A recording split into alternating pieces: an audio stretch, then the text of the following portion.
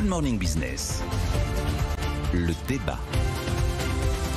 Il est 7h12, on est à la radio et à la télé quand même. Oui, c'est vrai. Oui, mais enfin, c'est quand même beaucoup plus simple. Alors, je ne sais pas si vous allez aboyer, mais en général, on dit que dans chaque niche fiscale, il y a des chiens qui aboient. Là, c'est la Cour des comptes qui veut s'attaquer à une niche fiscale, celle des exonérations de charges et des baisses d'impôts, même des crédits d'impôts sur les emplois à la personne. 10 milliards d'euros par an. Oui, la Cour des comptes dit... Ah bah c'est là qu'on peut faire des économies. Alors oui, c'est assez inattendu. En plus, vous avez vu, ça tombe exactement au moment où on est en train quand même de... On se rend bien compte que l'État nounou est en train de reculer. Quand on vous fait payer plus cher les affections longue durée, quand on vous fait payer votre formation, quand on vous fait... Voilà, tout est en train d'être un peu resserré jusqu'aux annonces de Gabriel Attal hier sur l'assurance chômage, où, sans qu'on ait tous les détails, on voit qu'on va faire un copier-coller du modèle allemand sur le modèle français. Que ce soit en termes de durée d'indemnisation ou d'accès aux droits. Voilà que la Cour des comptes nous sort une note. Alors, elle a identifié 9 milliards de coûts en 2022 précisément, et ils veulent en récupérer 1,1 milliard. Parce qu'ils disent, ben voilà, vous avez 4,4 millions de particuliers employeurs qui reçoivent 8,8 milliards d'euros de soutien de l'État. C'est super cher, c'est pas toujours efficace. En plus, parmi ces particuliers employeurs, une grosse majorité, c'est quand même des foyers aisés. Et donc, on va récupérer 1,1 milliard. Après, la solution qu'ils mettent en place pour récupérer le milliard, objectivement, c'est un peu... Soit on sort certains services qui ne sont plus éligibles. Par exemple, aller s'occuper d'un handicapé. Il y a aujourd'hui une allocation adulte handicapé qui est censée faire ce job à la place de l'ensemble des soutiens d'État, parce qu'il y a du crédit d'impôt, de la TVA réduite et des exonérations de cotisations sociales. Donc soit on sort certains services comme garde d'enfants, par exemple, ou personnes âgées, des services éligibles au soutien de l'État. Ça, on pourrait les garder, parce que c'est pas du confort, ça, c'est nécessaire quand même. Oui, mais on considère qu'il y a d'autres dispositifs de transferts sociaux dans la nasse incroyable de l'État-providence français qui pourraient prendre le relais, si vous voulez.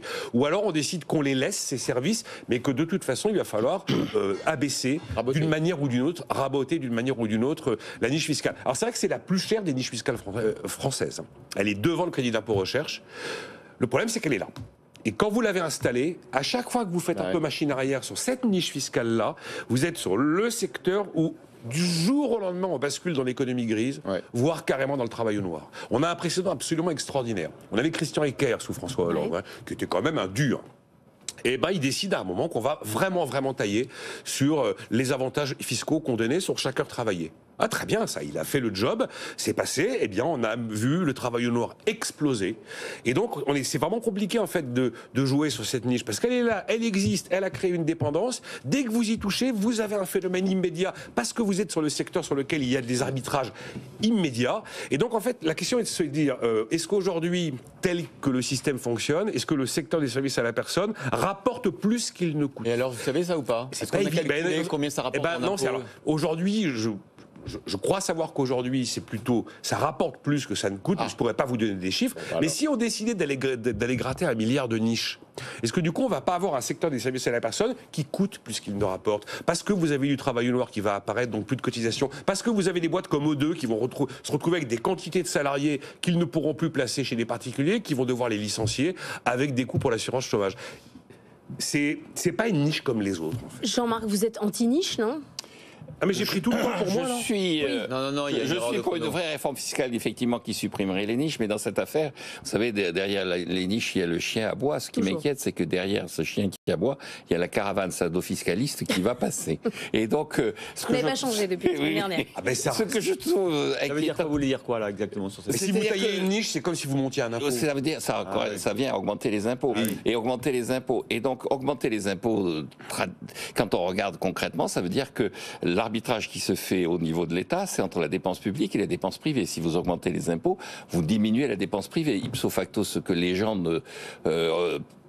sont obligés de payer sous forme d'impôt, ils ne vont pas le garder, ils ne vont pas être en capacité de l'utiliser et le dépenser.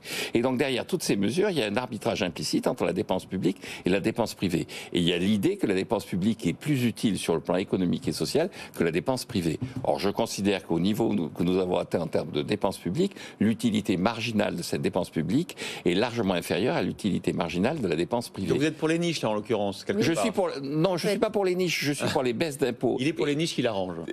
une femme de ménage, peut-être? Non, pas du tout. Je suis pour une baisse de la pression fiscale et je suis effectivement pour à la fois une clarification de la dépense fiscale et enfin de la pression fiscale, une clarification de. Vous voulez tout remettre à plat, niche ou pas niche, quoi. Niche, pas Oui, mais niche. il faudrait tendre cette niche à tout le monde, finalement. Exactement. Je voudrais avoir comme objectif de faire en sorte qu'effectivement il y ait une fiscalité qui soit simple, claire, avec des objectifs ça, c'est affichés. caractéristique du bon impôt. Mais... Et des bons impôts. Et donc, concrètement, dès qu'on essaie de toucher à ces niches, dans l'immédiat, pour moi, c'est une augmentation d'impôts. Et je pense que la solution de facilité qui est en train de se mettre en place, qui est en train d'être théorisée, qui est en train d'être défendue par notre classe politique, qui consiste à dire on va augmenter les impôts, les super riches, les super profits, la niche fiscale de ceci, la niche fiscale de cela, est à la fois de la paresse intellectuelle et un danger sur le plan économique. On en revient toujours au même. C'est l'histoire de la désmicardisation. C'est l'histoire du travail doit payer mieux. Le travail est trop cher en France. Si on a mis en place toutes ces niches, c'est que s'il n'y avait pas ces niches, il n'y a pas un particulier, même relativement aisé, qui se paierait justement un service à la personne, parce que l'heure de travail serait juste impayable. Et donc on a mis en place toutes ces fameux allègements de cotisation au niveau du SMIC. On ne sait plus comment en sortir. On attend désespérément le rapport des 2 économistes en juin pour qu'ils nous apportent une solution sur comment on sort de ce truc-là.